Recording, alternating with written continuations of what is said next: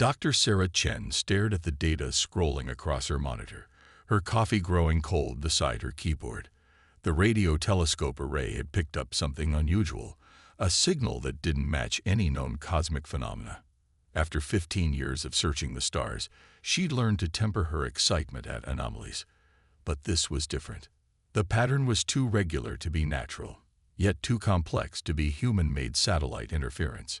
It was coming from just beyond Mars' orbit, and it was getting stronger. Dr. Foster, she called to her colleague without taking her eyes off the screen. I need you to verify something. The older astronomer ambled over, his perpetually rumpled lab coat catching on the corner of a desk. What have you got, Sarah? Look at this frequency pattern. Tell me I'm not seeing things. Foster leaned in, his eyes widening as he processed the data. That's deliberately modulated, but it's not one of ours. I've checked against every registered satellite and probe. Nothing matches. Sarah pulled up another window, showing the signal's trajectory. Whatever it is, it's decelerating. Deliberately. The next 48 hours were a blur of activity. More observatories confirmed the signal. Military satellites tracked a cluster of objects entering the solar system.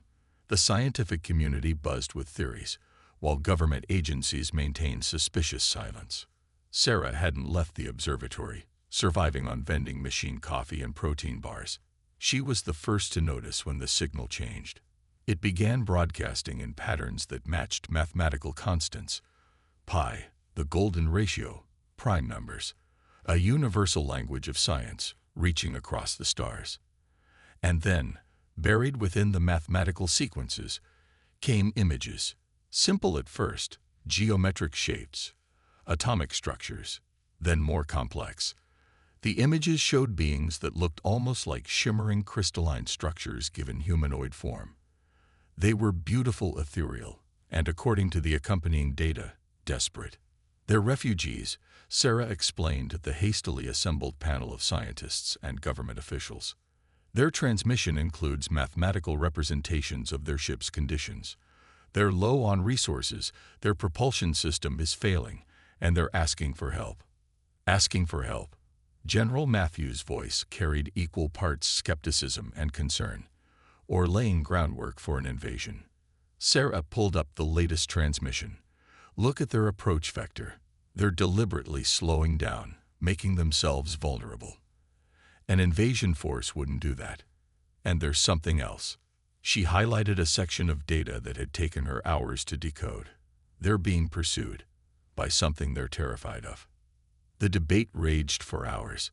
Some argued for military preparation, others for scientific opportunity. Sarah listened to the arguments bounce back and forth until she couldn't stay silent anymore. While we sit here debating, there are beings up there who need our help, she interrupted, standing up. They've crossed light years to reach us. They've chosen to trust us. What does it say about humanity if our first response to a cry for help is to treat it as a threat? The room fell silent. Sarah's heart pounded, but she continued. I've spent my career searching for signs of intelligent life. Not just for scientific discovery, but because I believed contact would show us who we really are as a species. This is that moment. This is our chance to prove that humanity's first instinct isn't fear, it's compassion.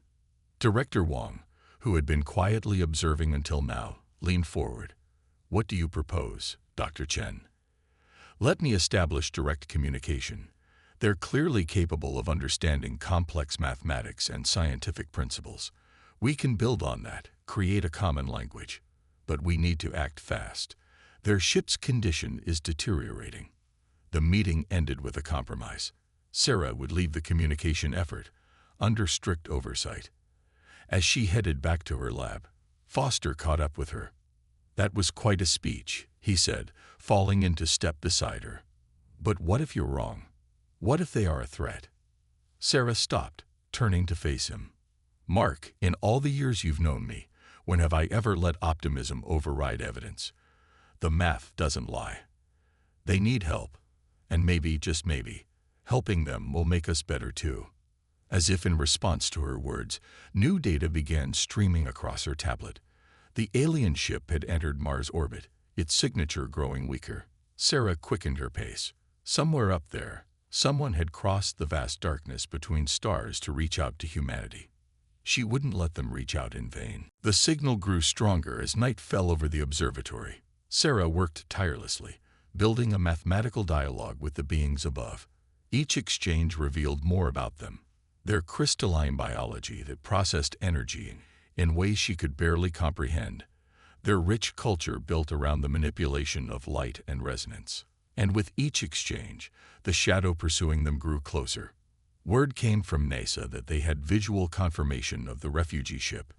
It glowed with an inner light that pulsed like a heartbeat, its surface traced with patterns that seemed to shift and flow.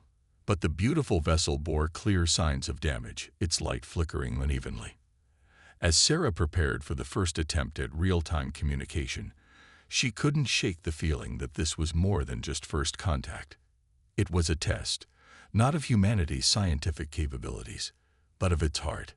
The stars wheeled overhead, indifferent to the drama unfolding beneath them.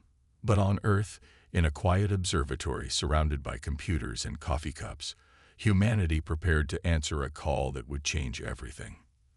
The first face-to-face meeting was scheduled for dawn. Sarah stood in the secure facility hastily constructed at a remote airbase, her heart racing as the transport vessel descended from the refugee ship. Through the reinforced windows, she watched it touch down with impossible grace, its crystalline surface catching the first rays of sunrise and fracturing them into countless colors. The vessel's outer shell became transparent, revealing two figures within. They emerged slowly, their bodies seeming to flow rather than walk, light rippling through their crystalline forms in complex patterns. The taller one, who Sarah would come to know as Lyra, approached the human delegation. "Mathematical harmony greets you," came the translated voice through the hastily adapted communication system. The words were stilted, but the meaning was clear, especially when accompanied by a display of shifting colors that painted the air between them with geometric patterns of light. Sarah stepped forward, tablet in hand.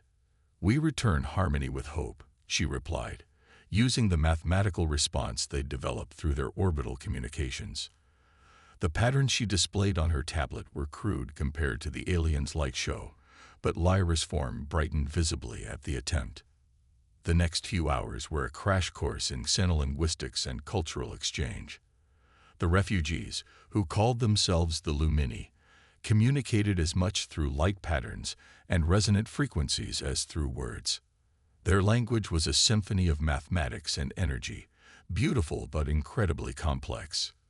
"Your world pulses with such density," Lyra observed, her form shifting to patterns that the translation system interpreted as contemplative.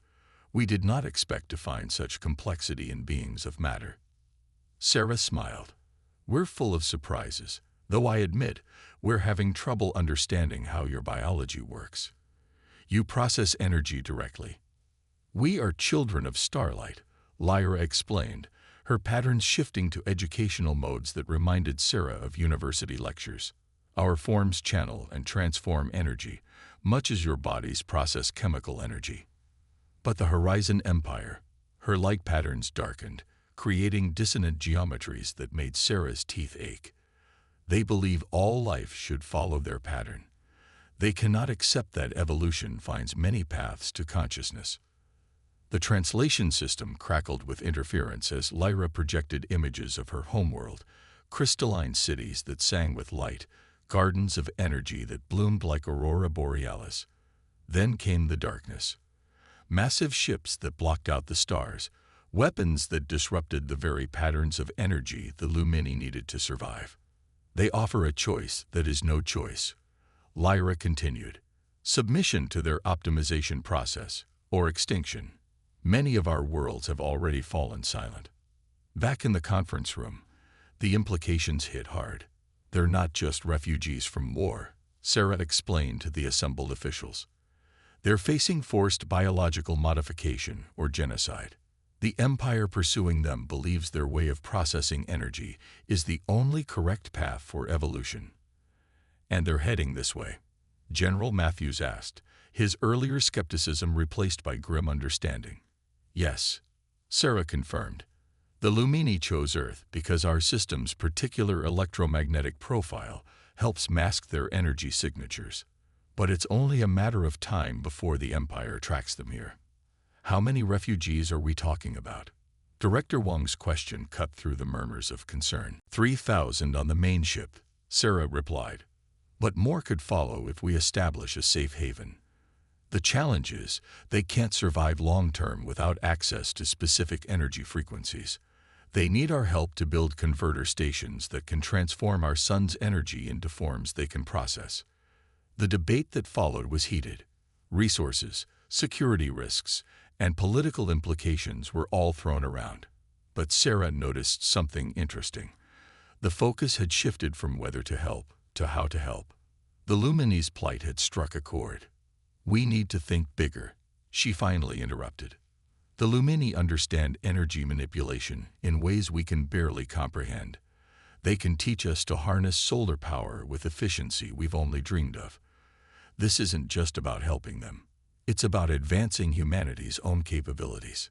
Project Aurora, as it was dubbed, moved forward with surprising speed. Sites were chosen for the first converter stations, carefully hidden from public view. The Lumini shared their energy manipulation technology, while human engineers worked to adapt Earth materials to support their designs. But it wasn't all smooth sailing.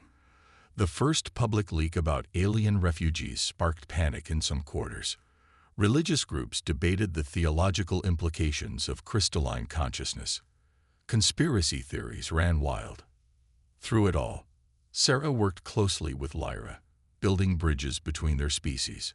She learned to read the subtle patterns of light that conveyed emotion, to understand the mathematical poetry that formed the basis of Lumini art. Your people continue to surprise us, Lyra commented one evening as they watched the first converter station power up, its crystalline spires channeling sunlight into forms that made her people's light patterns dance with joy. Many species would turn away refugees who are so different, yet you embrace the challenge. Different doesn't mean wrong, Sarah replied, thinking of humanity's long, painful history of learning that lesson. Besides, the best solutions often come from combining different perspectives. The moment was interrupted by an urgent alert. Long-range sensors had detected gravitational distortions at the edge of the solar system, the signature of Horizon Empire scout ships. They were running out of time. Sarah looked at Lyra, whose light patterns had shifted to frequencies of fear and determination.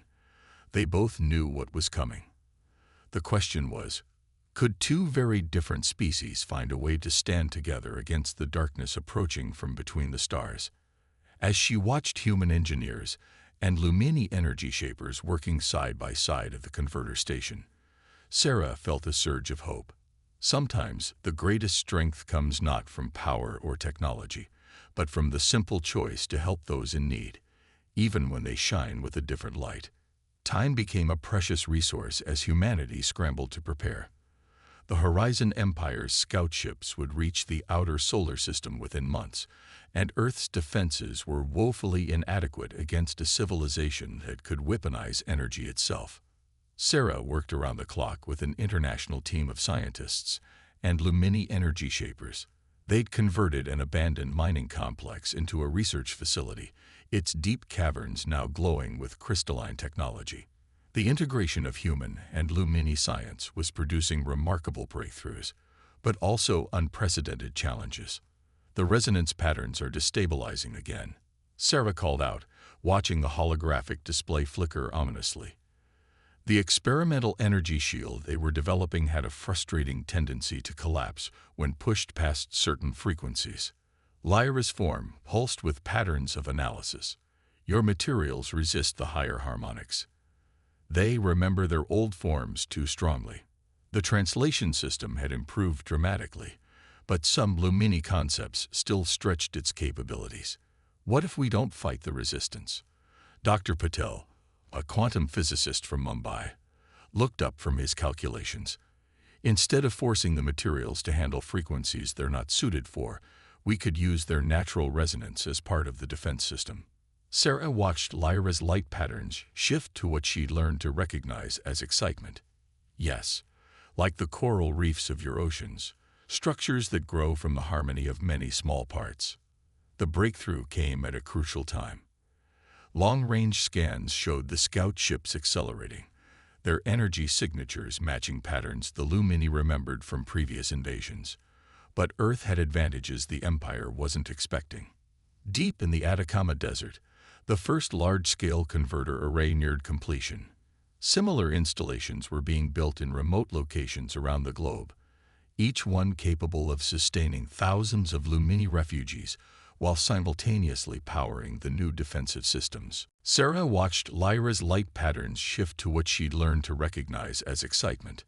Yes, like the coral reefs of your oceans, structures that grow from the harmony of many small parts. The breakthrough came at a crucial time. Long-range scans showed the scout ships accelerating, their energy signatures matching patterns the Lumini remembered from previous invasions. But Earth had advantages the Empire wasn't expecting. Deep in the Atacama Desert, the first large-scale converter array neared completion. Similar installations were being built in remote locations around the globe, each one capable of sustaining thousands of Lumini refugees while simultaneously powering the new defensive systems. Sarah stood with General Matthews, watching construction drones swarm around the massive crystalline structures. "They're beautiful," the general admitted, his initial skepticism long since replaced by cautious optimism. "Hard to believe we managed to build something like this in just a few months." "Necessity is the mother of invention," Sarah replied. "But it's more than that. The Lumini approach to technology, it's not about domination or control. It's about finding harmony with natural forces. They're teaching us to see energy and matter in completely new ways." A series of light pulses announced Lyra's arrival. Her patterns were troubled, creating discordant shadows. "We have decoded more of the Empire's transmissions," she reported. "They do not yet know we are here, but they suspect. They speak of cleansing this sector." Cleansing. Matthew's voice was sharp. "They believe that life which processes energy differently creates disorder in the galaxy's resonance patterns. They see themselves as bringing harmony through uniformity." Lyra's form dimmed. "They will not stop with us. Once they discover Earth, they will see your biological energy processing as equally disruptive to their vision of order." The implications were clear. This wasn't just about protecting refugees anymore. Humanity was fighting for its own right to exist as it was. But there was hope.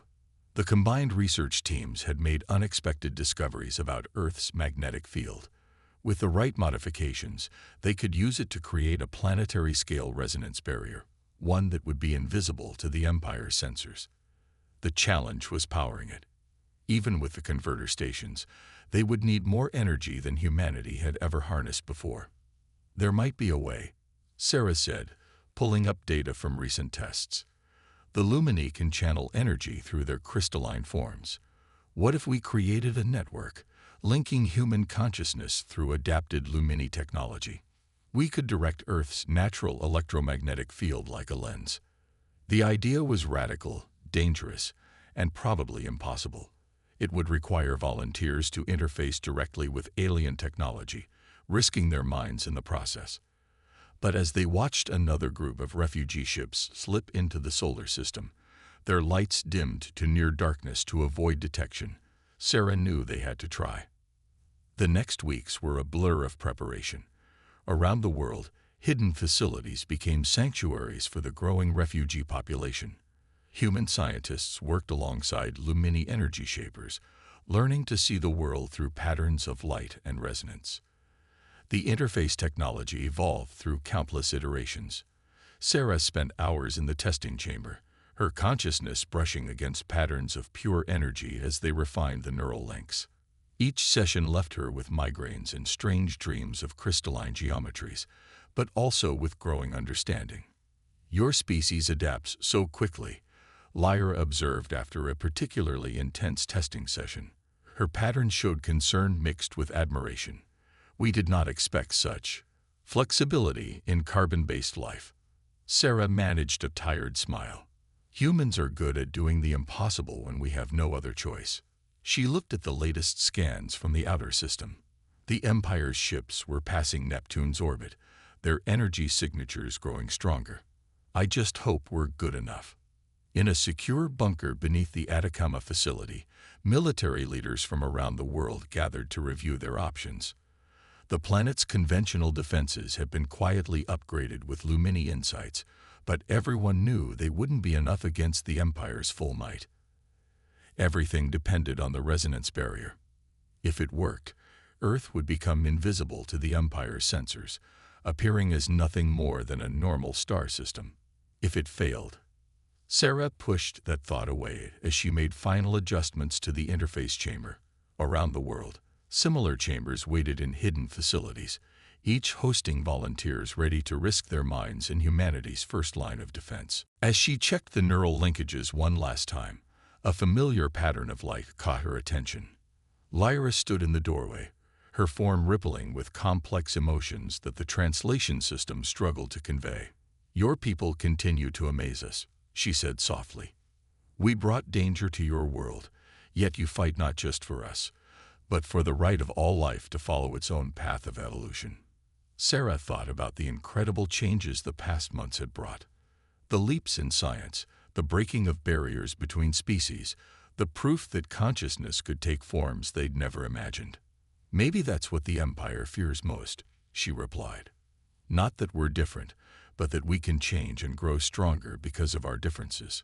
The alert system pulsed. The Empire's ships had passed the orbit of Uranus. The time for preparation was over. Now they would discover if humanity's greatest strengths, adaptability, creativity, and the willingness to stand up for others, could outweigh the Empire's raw power. The next few days would determine not just the fate of the Lumini refugees, but the future of human evolution itself. The Empire's ships emerged from behind Mars like dark stars, their massive forms distorting space itself. The Atacama facility's sensors registered energy readings that made the instruments struggle to calibrate. Sarah watched through the neural interface as patterns of light and power shifted across the solar system. Beautiful, terrifying, and utterly alien. Earth's governments had maintained public silence about the approaching threat, fearing panic. But there was no hiding this. Amateur astronomers around the world were already posting images of the strange objects that had appeared in the night sky. "They're scanning the system," Lyra reported, her patterns showing intense concentration as she interpreted the energy signatures. "Looking for our resonance patterns." "Wait." Her form flickered with alarm. "They've detected your civilization's energy emissions. They're focusing on Earth." The Empire's first message arrived on all frequencies, transmitted in mathematical patterns that needed no translation. "Your world harbors disorder. You have 20 of your planetary rotations to surrender the fugitive elements. Comply, and you may apply for optimization. Resist, and face entropy." "Well, that's direct," General Matthews muttered, studying the tactical displays. Earth's combined military forces were mobilizing, but conventional weapons would be useless against ships that could manipulate energy at this level. Everything depended on the resonance barrier. Sarah and dozens of other volunteers around the world were already connected through the neural interfaces, their minds linked with Lumini technology to form a human-alien network. The sensation was indescribable, like being both infinitely large and microscopic at the same time, aware of every electromagnetic fluctuation in Earth's field. Through the interface, Sarah could sense the other volunteers, their consciousness merging with Lumini energy patterns to create something entirely new.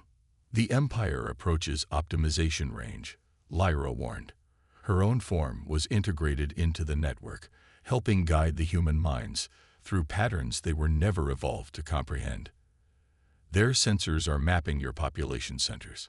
Sarah felt the Empire's scans like cold fingers probing at Earth's electromagnetic field. Through the neural link, she sensed the other volunteers' mix of fear and determination. They had trained for this, but theory was different from facing an advanced alien empire that saw your entire species as a disorder to be corrected. The first attack came without warning, a burst of focused energy that would have disrupted all electronic systems in North America. But the resonance barrier caught it, human minds and Lumini technology working together to absorb and redirect the power. For a moment, there was silence. Then the Empire's message came again. Your resistance is unprecedented. You have merged your patterns with the disorder. This violation cannot be permitted. The next attack hit like a tsunami of pure energy. Sarah felt it through the neural interface, a force that could have cracked the planet's crust if it had landed. But the barrier held, humanity's consciousness woven through Earth's magnetic field like threads through a tapestry. Send the response, Sarah managed through gritted teeth. They had prepared for this moment, crafted a message that would either save them or doom them. Through the combined network, they transmitted not just words or mathematics, but the full sensory experience of human and Lumini cooperation. They showed the Empire what was possible when different forms of life worked together. The breakthroughs, the innovations, the emergence of entirely new patterns of existence. Your optimization is flawed, the message concluded. Unity through conformity creates stagnation.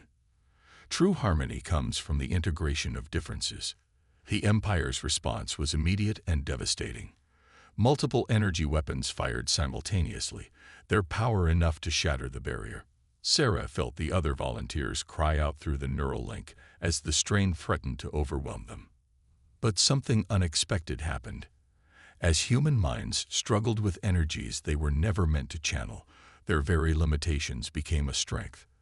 The chaotic, adaptable nature of human consciousness created patterns the Empire's weapons couldn't lock onto.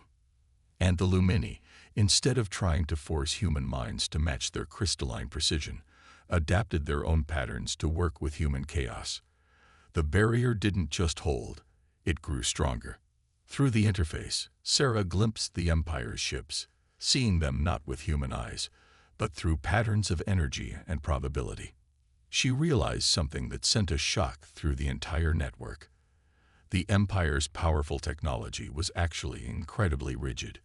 They were so convinced of their own perfection that they had engineered away their ability to adapt. They're vulnerable, she broadcast through the neural link. Their weapons are powerful but inflexible. They can't adapt to combined human Lumini patterns. Understanding rippled through the network. Around the world, volunteers began introducing deliberate variations into their consciousness patterns, creating a defense that was strong precisely because it was imperfect. The Lumini wove their crystalline precision through human chaos, creating something the Empire had never encountered. Through symbiosis between different forms of life, the Empire's attacks grew more desperate, but each one was met with an ever-changing defense. Human unpredictability combined with Lumini energy manipulation created shields that didn't just block the attacks. They transformed them, sending the power back in ways the Empire's rigid systems couldn't handle. Finally, the attacks stopped. The Empire's ships hung in space like frozen lightning, their energy patterns showing confusion and, incredibly, fear. A new message arrived, its mathematical patterns fractured. This cannot be. The pattern must be pure. Life isn't pure, Sarah responded through the network, human and Lumini consciousness speaking as one. Life is messy and complex and beautiful because of its differences. You can accept that truth and grow, or remain trapped in your rigid perfection. The choice they offered the Empire was the same one humanity had faced months ago, when the first refugees arrived. Fear difference, or embrace it and become stronger. As they waited for the Empire's response, Sarah felt the combined consciousness of humanity and the Lumini holding their breath, wondering if they had proved that the greatest power in the universe isn't perfection, it's the ability to change. For 3 days, the Empire's ships hung motionless above Mars, their energy patterns fluctuating in ways that even the Lumini had never seen before. Through the neural interface, Sarah and the other volunteers maintained the resonance barrier, ready for either peace or renewed conflict.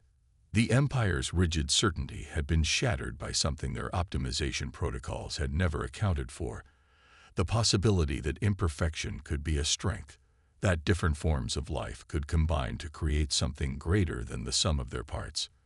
When their response finally came, it wasn't in the form of weapons or ultimatums. Instead, a single ship detached from the fleet and approached Earth, broadcasting patterns that the Lumini recognized as diplomatic signals. "They're requesting interface," Lyra announced, her crystalline form shimmering with cautious hope. "Not to optimize, but to understand." The meeting took place in orbit, aboard a hastily modified space station. Sarah watched through the station's windows as the Empire's representative emerged from their ship, a being of pure energy contained within a crystalline shell far more rigid than the Lumini's flowing forms. "Your combined patterns defy our models," the Empire's ambassador stated, their energy signature pulsing with what might have been confusion or curiosity. "We have optimized thousands of species, seeking perfect resonance. Yet you achieve harmony through discord, strength through imperfection." "Perhaps that's because perfection isn't the goal," Sarah replied. She stood with Lyra, their different forms reflecting the very diversity they were defending. "Life evolves through challenges, through adaptation, through the blending of different perspectives. Your civilization's energy patterns are chaotic, inefficient," the ambassador observed. "Yet when merged with Lumini resonance, they create configurations our weapons could not disrupt. This requires further study." It wasn't exactly a warm embrace of diversity, but it was a start. Over the following weeks, as Earth's governments finally went public with the full story of the Lumini refugees and the averted invasion, something remarkable happened. The Empire, which had spent millennia imposing its vision of perfection on others, began to change. Their ships remained in the solar system, but as observers rather than conquerors. The Empire scientists, their rigid energy patterns gradually becoming more fluid, worked alongside human and Lumini researchers. They discovered that the very chaos they had sought to eliminate could spark innovations their optimization protocols had never imagined. Sarah stood in the New Earth Lumini Science Center, watching students from all three species working together. Human teenagers with neural interfaces practiced manipulating energy fields while Lumini taught them about resonance patterns. Even young Empire researchers were there, learning that perfection could take many forms. "Did you ever imagine this when you first decoded our distress signal?" Lyra asked, her patterns showing the complex emotions of someone who had gone from refugee to teacher. "Honestly, I was just hoping we'd all survive," Sarah laughed. "But this is better than survival." The center was just one of many changes. The Lumini's energy manipulation technology, combined with human innovation, had revolutionized Earth's power generation and environmental systems. The Empire's vast knowledge, once jealously guarded, was gradually being shared as they learned the value of exchange over imposition. But the most profound changes were cultural. Humanity, faced with irrefutable proof that consciousness could take radically different forms, was beginning to see diversity in a new light. The barriers between nations and ideologies seemed less significant when compared to the vast spectrum of life among the stars. "The Empire's philosophers are still struggling with the implications," Lyra noted, indicating a group of Empire researchers whose energy patterns showed intense discussion. The idea that optimization might mean becoming more adaptable rather than more uniform. It challenges their entire worldview. "Change isn't easy," Sarah agreed. "But it's necessary. Life stagnates without it." They watched as a human student, working with a Lumini mentor, successfully created a complex resonance pattern. The Empire researchers' energy signatures pulsed with surprise. The pattern was technically imperfect, yet somehow more effective because of its subtle variations. The neural interface program had been expanded and refined, allowing humans to safely experience consciousness as energy beings while maintaining their biological nature. It was no longer just a defensive tool, but a bridge between different forms of existence. In orbit, the first of a new kind of station was nearing completion. A joint project combining human engineering, Lumini energy manipulation, and Empire precision. It would serve as both a defensive outpost and a beacon, broadcasting into space a message very different from the Empire's old optimization protocols. Here, difference is strength. Here, evolution means growing together, not forcing others to change. We've received reports of more refugee ships approaching, Lyra said, her pattern shifting to show both concern and determination. Not just Lumini now, but other species fleeing optimization. The Empire's hold on their territories is weakening as more worlds learn there's another way. Sarah nodded. Earth had become more than just a sanctuary. It was a symbol of resistance against forced conformity, a living proof that the most beautiful harmonies come from different notes played together. "We'll be ready for them," she said, watching the sun set through the center's crystalline walls. The light refracted through Lumini architecture, human art, and Empire technology, creating patterns that no single species could have imagined alone. As night fell over this changed Earth, 3 different species worked together to rebuild their understanding of life, consciousness, and evolution. They were writing a new story, not of optimization or perfection, but of growth through diversity, strength through cooperation, and hope through understanding. And somewhere in the vast darkness between the stars, that story was spreading, carried by ships of light to worlds that still lived under the shadow of enforced conformity. It whispered of a place where differences were celebrated, where imperfection could be strength, and where 3 very different species had learned that the truest harmony comes not from forcing everyone to play the same note, but from finding beauty in the complex chord of life itself.